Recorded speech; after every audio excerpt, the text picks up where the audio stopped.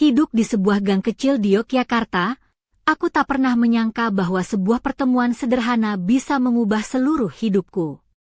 Halo, namaku Sari, aku berumur 27 tahun. Aku seorang ilustrator lepas yang tinggal di sebuah rumah susun di Jalan Sosrowijayan, tepat di tengah keramaian kota Yogyakarta. Rutinitasku sehari-hari biasanya sunyi, hanya ditemani suara burung gereja dan aroma kopi dari warung kecil di pojokan jalan. Namun, di balik kesederhanaan itu, ada sebuah cerita yang membuat hidupku berwarna. Pagi itu, aku mengenakan dress putih tipis dari katun, dengan sandal kulit coklat yang membuat setiap langkahku berirama. Aku berjalan menyusuri gang menuju warung kelontong milik Pak Joko, seorang pria tua yang sudah aku kenal sejak kecil. Warungnya bukan sekadar tempat membeli kebutuhan sehari-hari, tapi juga gudang kenangan yang syarat dengan aroma rempah, kopi tubruk, dan manisnya selai salak buatan istrinya. Saat aku masuk, udara hangat dan bau nostalgia langsung menyambutku. Di sudut dekat mesin kopi, aku melihatnya, seorang pria yang selalu menjadi misteri bagiku. Namanya aku tidak tahu, tapi aku sering melihatnya diam-diam di sana, berbicara pelan dengan Pak Joko. Hari itu, ia mengenakan kemeja gelap yang lengan bajunya digulung, memperlihatkan otot lengan yang kuat dan tangan kasar yang tampak terampil. Hatinya seperti menyatu dengan aroma kopi yang sedang disangrai. Aku terpaku pada tangannya yang kokoh, tampak kasar karena kerja keras, namun terampil dan penuh ketelitian seperti seorang ahli. Saat ia mencium biji kopi, matanya tertutup seolah larut dalam dunia sendiri. Ada sesuatu dalam dirinya yang menyentuh hatiku, membuatku ingin tahu lebih banyak. Aku mulai berbelanja dengan cepat, mengambil keju putih, tomat segar, dan acar cabai yang pedasnya bikin nagih buatan ibu. Saat aku hendak mengambil selai salak yang berada di rak paling atas, aku kesulitan mencapai. Tiba-tiba, ada kehangatan di belakangku, dan dia dengan mudah mengambilkan selai itu untukku. Jari-jari kami bersentuhan, dan aku merasakan getaran aneh yang membuat wajahku memerah. Tatapannya dalam dan misterius, coklat gelap dengan kilauan keemasan di dalamnya. Dia hanya tersenyum tipis dan mengucapkan, "Sama-sama." Suaranya lembut dan tenang, lalu dia berlalu menuju kasir. Aku berdiri terpaku, jantungku berdetak kencang seolah mau meluapkan dari dada. Aku membayar belanjaanku dengan tangan gemetar dan, saat hendak keluar, aku menoleh dan melihatnya menempel di pintu warung, menatapku. Mata kami bertemu, dan untuk pertama kalinya, ia tidak mengalihkan pandangan. Detik-detik itu terasa seperti keabadian, sampai aku malu-malu memalingkan muka dan berlari keluar ke trotoar. Langkahku di jalanan diikuti oleh bunyi sandal kulitku yang tipis, seperti irama jantungku yang berdebar. Aku terus mengulang momen itu dalam pikiranku, kehangatan di punggungku, aroma kopi dan kertas, serta sentuhan jari yang singkat tapi membekas. Siapakah dia? Mengapa sentuhan sederhana itu bisa menggetarkan jiwaku sedalam ini? Rutinitas ke warung kelontong itu berubah menjadi sebuah obsesi manis. Kini aku tidak lagi hanya membeli keperluan, tapi mencari alasan untuk bertemu dan melihatnya. Kadang aku meninggalkan kuas di tangan saat sedang melukis, berlari keluar agar tidak melewatkan kesempatan. Namun, ia seperti tahu dan kadang muncul, kadang menghilang, meninggalkan aku dalam penantian yang semakin dalam. Hari-hariku yang biasa kini terasa kelabu tanpa kehadirannya. Aku mulai mendengarkan suara-suara dari balik dinding tempat aku bekerja. Kadang ku dengar petikan gamelan halus atau musik keroncong yang mengalir lembut, seperti melodi yang hanya bisa didengar oleh jiwa-jiwa yang sepi. Semua itu makin menambah misteri pria yang kini selalu ada dalam pikiranku. Aku sadar, hidupku tak lagi sama sejak pertemuan kecil itu di warung Pak Joko. Dan aku tahu, cerita ini baru saja dimulai. Pagi itu, udara Yogyakarta terasa begitu hangat, menyusup lewat celah-celah daun yang bergoyang perlahan di angin sepau-sepau. Aku mengenakan piyama sutra berwarna peach yang jatuh tepat di atas lututku, dengan rendah halus di pinggirannya yang membuatku merasa nyaman sekaligus sedikit anggun di rumah sendiri. Rambutku kusanggul sembarangan, dan aku duduk di balkon kecil apartemenku sambil menyeruput kopi hitam hangat. Di hadapanku, pot-pot bunga kecil berdiri rapi, dari geranium merah menyala hingga melati yang mulai mekar. Aku tengah menyiram tanaman-tanaman kecil itu dengan gayung tembaga, menikmati momen sederhana yang terasa sangat berarti. Namun, tiba-tiba, sebuah suara keras menggema di bawah sana. Mataku membelalak saat melihat pot geranium yang paling kecil terlepas dari pegangan dan jatuh ke trotoar di bawah balkon. Debu dan tanah berhamburan ke atas bahu dan rambut seorang pria yang sedang berdiri di balkon lantai bawah. Itu dia, pria misterius dari warung kelontong Pak Joko, yang selama ini menjadi bayanganku. Dia menatap ke atas, matanya menampakkan perpaduan antara kaget dan senyum yang dipaksakan menahan rasa sakit. Aku tergugu, jantungku seolah berhenti sejenak. Maafkan aku. Apakah kau baik-baik saja? Aku berteriak gugup, wajahku langsung memerah bak bara api. Dia mengibas tanah yang bercampur rambutnya dengan santai dan berkata dengan suara dalam yang familiar, "Ini terapi tanah, Sari. Tapi bolehkah aku minta janji? Kalau mau main-main lagi, kabari aku dulu." Senyum miringnya menambah kehangatan di hatiku, membuat rasa malu sedikit mereda. Kami berkenalan dengan santai di balkon kecil itu. Namanya Raka, dan dia ternyata tetangga bawah apartemenku. Selama ini, aku hanya mengenal sosoknya dari jarak jauh di warung. Sekarang, kami berbicara seperti lama mengenal, membagikan cerita tentang hari-hari kami yang sederhana namun penuh warna. Aku bercerita tentang pekerjaanku sebagai ilustrator, bagaimana aku sering memotret dunia melalui goresan pensil dan cat air. Raka pun membuka tentang pekerjaannya sebagai restorator buku antik, seseorang yang dengan sabar menjaga warisan budaya agar tetap hidup. Tangan-tangannya yang kasar ternyata memiliki sentuhan lembut saat memperbaiki halaman-halaman usang. Saat kami tertawa kecil bersama, aku menyadari bahwa pertemuan ini lebih dari sekadar kebetulan. Ada sesuatu yang tumbuh, perlahan dan pasti, seperti bunga melati yang mulai merekah di musim kemarau. Namun, di balik kehangatan itu, ada satu hal yang membuatku penasaran dan sedikit ragu. Raka menyimpan sesuatu yang dalam, sebuah rahasia yang belum dia ungkapkan. Sesuatu yang membuatnya berubah seketika saat aku bertanya tentang sebuah bingkai foto tua yang terselip di mejanya.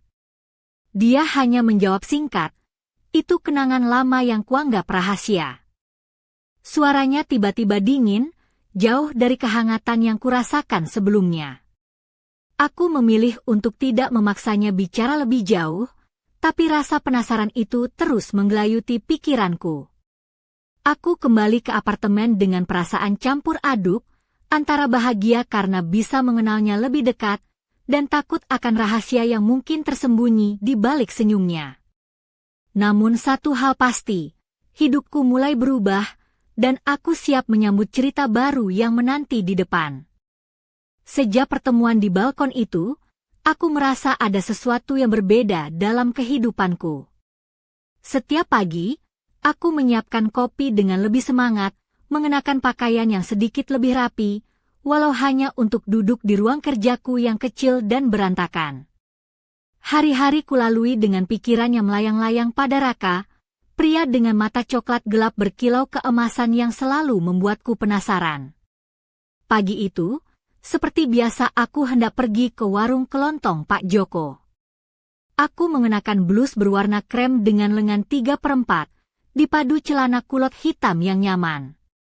Sepatu flat coklat muda melengkapi penampilanku, sederhana tapi tetap membuatku merasa percaya diri. Aku membawa tas kain kecil yang biasanya kupakai untuk membawa sketsa dan cat air. Ketika aku sampai di warung, suasana tampak berbeda. Raka sudah ada di sana, duduk sendirian di kursi kayu dekat mesin kopi, seperti biasanya, tapi ada sesuatu yang membuatnya tampak lebih serius. Pak Joko menyambutku dengan senyum hangat. "Sari, Raka ingin bicara denganmu sebentar." Hatiku berdebar, aku berjalan mendekat dengan langkah pelan dan hati-hati. Raka menatapku dan mengangguk pelan. "Aku ingin memberitahumu sesuatu," katanya dengan suara lembut tapi tegas. Aku duduk di hadapannya, menunggu dengan penuh rasa ingin tahu. Raka mulai bercerita tentang pekerjaannya sebagai restorator buku kuno, dan bagaimana ia menemukan sebuah manuskrip yang sangat langka. Manuskrip itu konon menyimpan kisah-kisah lama tentang kerajaan di Indonesia, penuh dengan misteri dan cerita yang belum terungkap. Namun yang membuatku terpesona adalah bagaimana dia menggambarkan betapa pentingnya memelihara warisan budaya itu, seolah-olah setiap halaman buku itu adalah jiwanya sendiri. Sambil bercerita, matanya terkadang menatap jauh ke depan, seolah melihat sesuatu yang tidak bisa kulihat. Ada beban yang jelas tergambar di wajahnya, dan aku merasa ingin membantunya, meskipun aku belum tahu caranya. Tiba-tiba, suara dari bagian belakang warung memecah suasana. Seorang pria datang membawa paket besar, dan aku melihat Raka sedikit menegang. "Itu kiriman dari perpustakaan lama di kota," katanya sambil menghela napas. "Aku harus segera memeriksanya. Aku tahu hari ini bukan hari biasa. Ada sesuatu yang lebih besar sedang menantinya, sesuatu yang mungkin akan mengubah hidup kami berdua lebih jauh dari yang aku bayangkan." Setelah dia pergi, aku berdiri di sana, menatap pintu yang baru saja tertutup. Perasaan campur aduk menguasai hatiku, antara ingin tahu, gugup, dan sedikit takut akan apa yang akan terjadi selanjutnya. Aku berjalan pulang dengan pikiran yang tak kunjung tenang, membayangkan buku-buku tua yang penuh rahasia dan cerita yang tersembunyi di balik halaman-halamannya. Aku tahu, pertemuan ini bukan sekadar kebetulan. Ada sesuatu yang menunggu untuk diungkap, dan aku siap untuk menyelaminya, meskipun itu berarti melangkah ke dalam dunia yang belum pernah ku kenal sebelumnya. Hari itu menjadi salah satu hari paling menegangkan dalam beberapa minggu terakhir. Aku masih duduk di depan meja kerjaku, mencoba menenangkan diri setelah pertemuan singkat di warung. Namun pikiranku terus melayang pada paket besar yang dibawa Raka tadi. Aku mengenakan blus biru muda dengan lengan panjang yang digulung sampai siku, dipadukan dengan rok pensil hitam yang membuatku terlihat sedikit lebih profesional, meski aku tahu Raka lebih mengenalku sebagai sosok yang santai dan sederhana. Namun hari ini aku merasa perlu tampil lebih serius, karena entah kenapa, hatiku memberitahu ada sesuatu yang penting akan terjadi. Pintu apartemenku diketuk pelan. Aku membuka dan melihat Raka berdiri di sana, membawa sebuah kotak kayu berukuran sedang yang tampak berat. Matanya yang biasanya hangat kini menyiratkan kecemasan dan ketegangan. "Boleh aku masuk?" tanyanya dengan suara rendah. Aku mengangguk dan mempersilakan dia masuk. Di ruang tamuku yang kecil, dia meletakkan kotak itu di atas meja. Dengan hati-hati, ia membuka penutupnya dan memperlihatkan beberapa lembar kertas kuno yang berwarna kekuningan, terlihat rapuh dan sangat tua.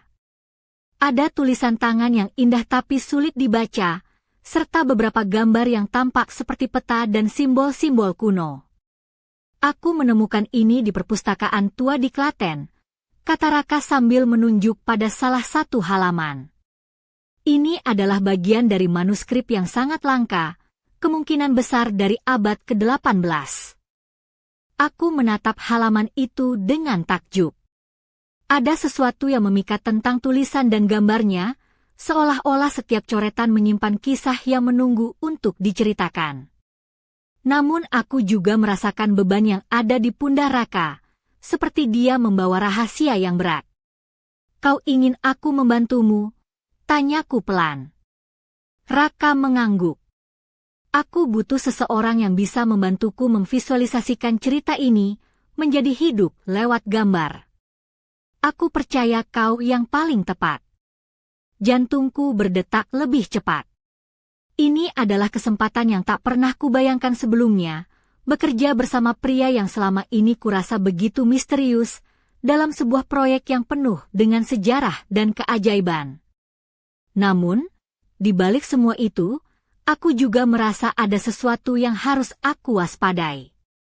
Ada rahasia yang tersembunyi di balik manuskrip ini, sesuatu yang mungkin tidak hanya akan mengubah hidup kami, tapi juga menguji keberanian dan hati kami. Kami menghabiskan sore itu dengan membalik halaman demi halaman, membahas setiap detail seolah-olah kami sedang membuka pintu ke dunia lain. Aku merasakan ikatan yang semakin kuat antara kami, seperti dua jiwa yang terhubung oleh takdir dan cerita yang belum selesai. Saat malam tiba, aku menatap Raka yang mulai berkemas. "Terima kasih sudah mempercayakanku," kataku tulus. Dia tersenyum, mata coklatnya berkilauan. "Ini baru permulaan, Sari. Aku yakin cerita ini akan membawa kita ke tempat yang tak pernah kita bayangkan." Aku mengangguk, hati penuh dengan perasaan campur aduk antara kegembiraan dan ketidakpastian. Aku tahu, perjalanan ini bukan hanya tentang manuskrip tua, tapi juga tentang sebuah ikatan yang mulai terjalin di antara kami, penuh dengan misteri dan janji yang belum terucap. Hari itu terasa berbeda sejak pagi. Aku bangun dengan perasaan campur aduk, antusias sekaligus cemas, karena hari ini adalah awal dari proyek besar yang akan kujalani bersama Raka. Setelah beberapa hari bersama membuka lembar demi lembar manuskrip tua itu, kini kami berencana untuk mulai mengerjakan ilustrasi yang akan menghidupkan kisah-kisah dalam naskah tersebut. Aku mengenakan blus putih dari bahan katun yang lembut, dipadukan dengan celana panjang berwarna coklat muda yang nyaman. Rambutku aku biarkan tergerai dengan sedikit gelombang alami, dan aku memakai kalung kecil berbentuk daun sebagai pelengkap sederhana. Aku ingin tampil rapi tapi tetap santai, sesuai dengan suasana kerja kami yang tenang di apartemen kecilku. Raka datang membawa sebuah tas berisi alat tulis dan kamera kecil untuk memotret detil-detil manuskrip. Dia mengenakan kemeja hitam lengan panjang yang digulung hingga siku, celana jeans gelap, dan sepatu kulit coklat yang sudah agak lusuh tapi tetap terlihat rapi. Tatapannya serius tapi ada kehangatan yang sulit kusembunyikan membuat hatiku berdebar. Kami mulai dengan mengatur meja kerja, menata beberapa lembar kertas, pensil warna, dan cat air. Aku merasakan getaran semangat saat melihat naskah di meja, seolah-olah kami sedang menyentuh sejarah yang hidup kembali. Sambil bekerja, Raka bercerita tentang kesulitannya dalam membaca beberapa bagian manuskrip yang tulisannya sudah hampir pudar. Ia juga menceritakan bagaimana ia menemukan beberapa catatan rahasia yang tersembunyi di balik halaman, yang seolah memberi petunjuk tentang lokasi tersembunyi di daerah sekitar Gunung Merapi. Aku semakin penasaran dan bertanya, apa maksudnya lokasi tersembunyi? Apakah itu semacam harta karun atau sesuatu yang berharga?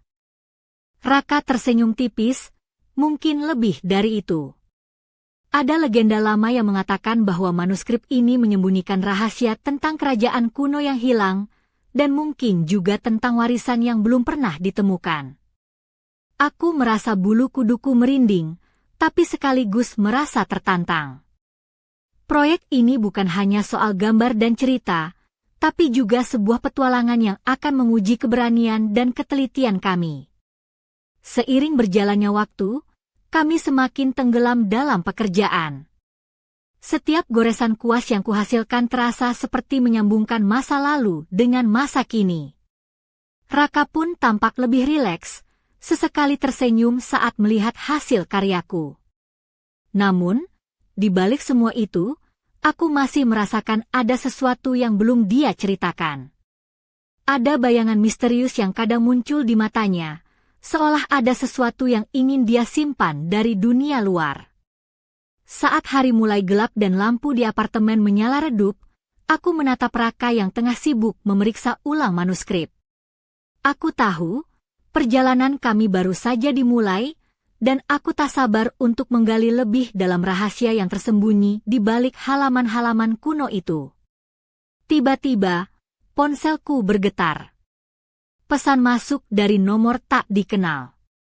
Aku membukanya dan membaca satu kalimat singkat yang membuat darahku beku. Jangan terlalu dalam menggali, Sari. Ada yang mengawasi. Detik itu, aku sadar, kisah ini jauh lebih berbahaya daripada yang pernah kubayangkan. Aku terpaku menatap layar ponselku. Kalimat singkat itu berulang dalam pikiranku. Jangan terlalu dalam menggali, Sari. Ada yang mengawasi. Jantungku berdetak kencang, dan tiba-tiba seluruh ruangan terasa begitu sunyi, seolah suara dunia di luar hilang dan hanya tinggal ketegangan yang membelenggu. Aku berusaha menenangkan diri, tapi pikiran melayang ke Raka. Apa yang sedang kami kerjakan benar-benar berbahaya? Siapa yang mengirimi aku pesan itu? Aku merasa seolah-olah sedang berada di tengah permainan yang jauh lebih rumit dari sekadar ilustrasi dan naskah kuno. Dengan tangan sedikit gemetar, aku menunjukkan pesan itu pada Raka. Matanya langsung berubah, sorotannya tajam dan serius. Aku sudah menduga akan ada yang mencoba menghalangi kita, katanya pelan tapi tegas. Ada orang-orang yang tidak ingin rahasia ini terbongkar. Aku menatapnya, mencoba memahami. Rahasia apa yang mereka takutkan? Apa manuskrip ini benar-benar menyimpan sesuatu yang berbahaya?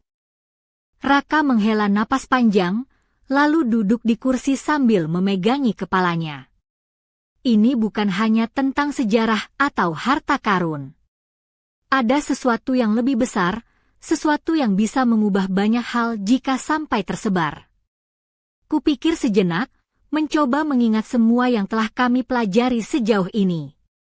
Simbol-simbol aneh, petunjuk tentang lokasi tersembunyi di lereng Merapi, cerita tentang kerajaan kuno yang hilang, semua itu mulai terasa seperti potongan teka-teki yang rumit dan membingungkan. Aku merasa takut, tapi di sisi lain, ada rasa penasaran yang sulit kuabaikan. Ini bukan hanya soal pekerjaan, tapi juga soal sebuah misteri yang menuntut keberanian dan keteguhan hati. Bagaimana kita harus melanjutkannya? Tanyaku pelan. Raka menatapku dengan mata yang penuh tekad. Kita harus lebih berhati-hati. Jangan beritahu siapapun tentang naskah ini, bahkan Pak Joko pun belum tahu semuanya. Kita harus menjaga rahasia ini sampai kita benar-benar siap. Aku mengangguk, meskipun rasa cemas masih bergelayut di dadaku. Aku sadar, proyek ini telah berubah menjadi sesuatu yang jauh lebih besar dan berbahaya daripada yang pernah kubayangkan. Hari-hari berikutnya aku mencoba terus bekerja seperti biasa, tapi bayangan pesan itu terus menghantuiku. Setiap suara di lorong, setiap langkah yang terdengar di dekat apartemen, membuatku waspada. Aku merasa hidupku mulai berubah, tak lagi sebebas dulu.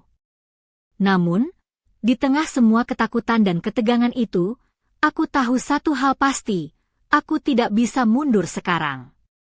Aku harus terus menggali, terus mencari jawaban, walaupun itu berarti menghadapi bahaya yang mungkin datang menghampiri.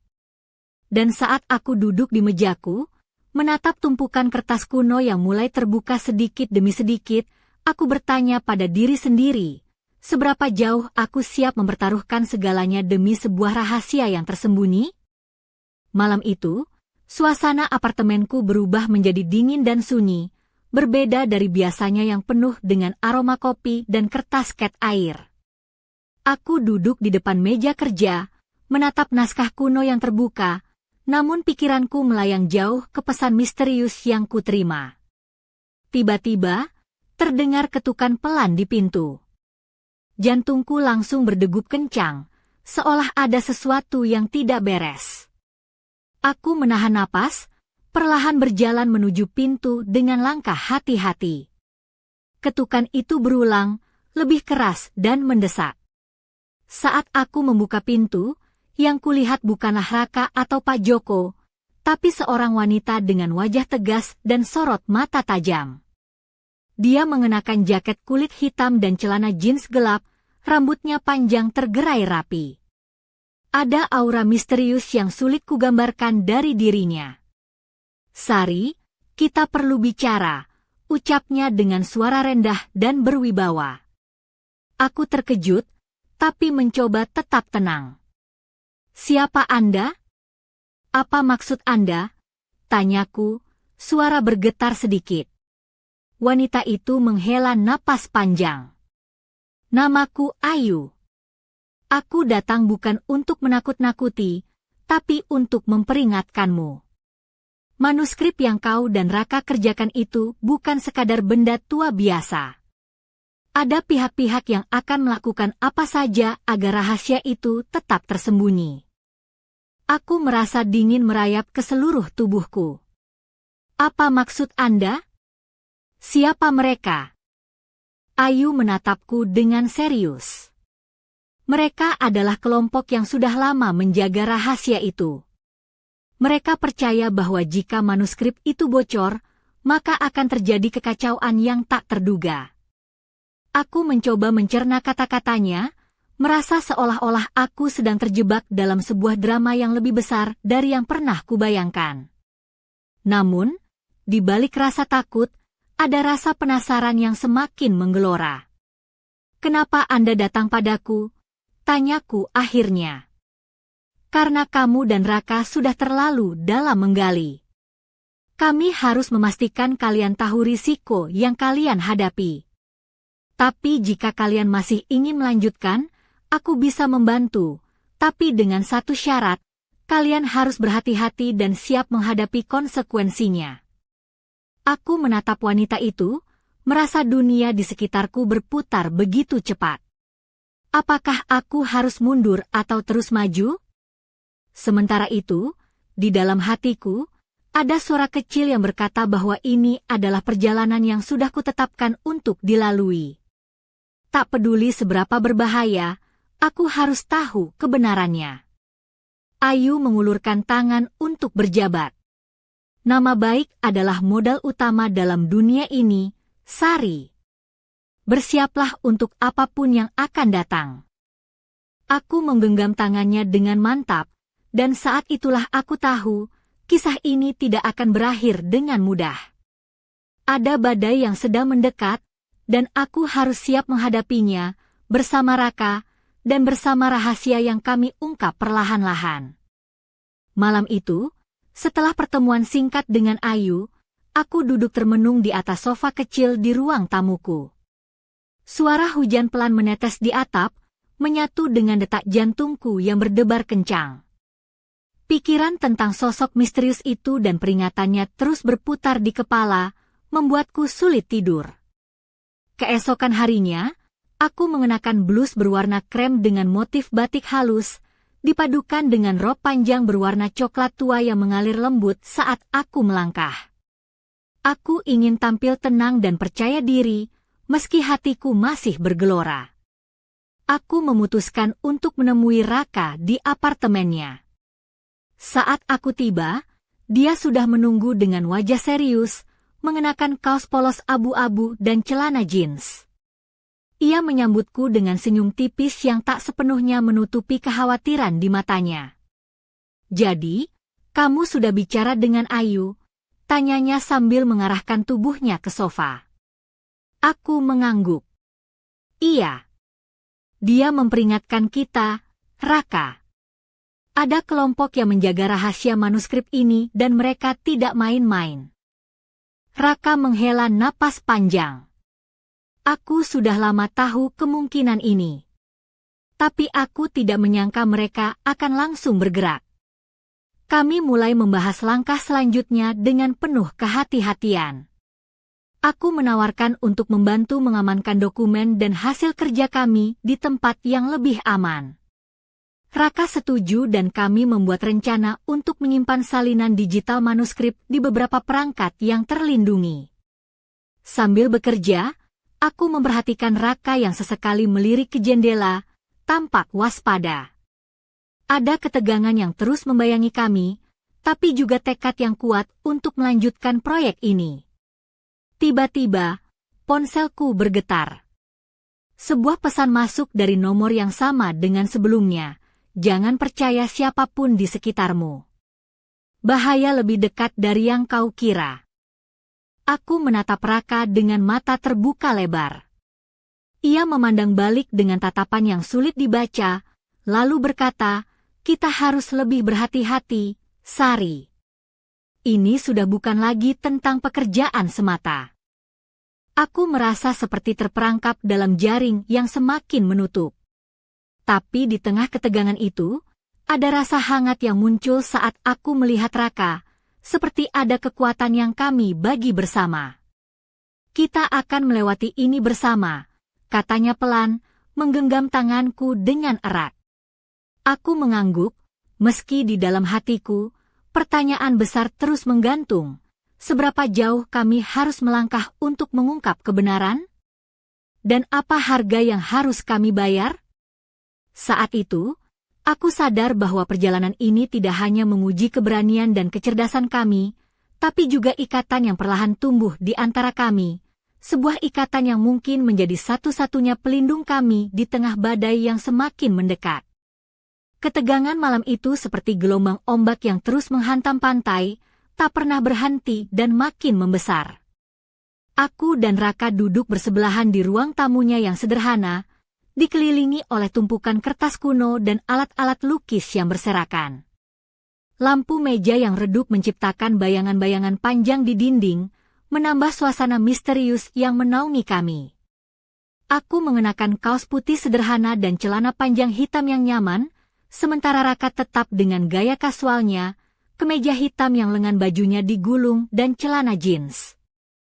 Namun di matanya, aku bisa membaca kelelahan dan kewaspadaan yang tak pernah hilang. Kami berdua tahu, apa yang sedang kami hadapi bukan hanya persoalan pekerjaan atau rahasia lama.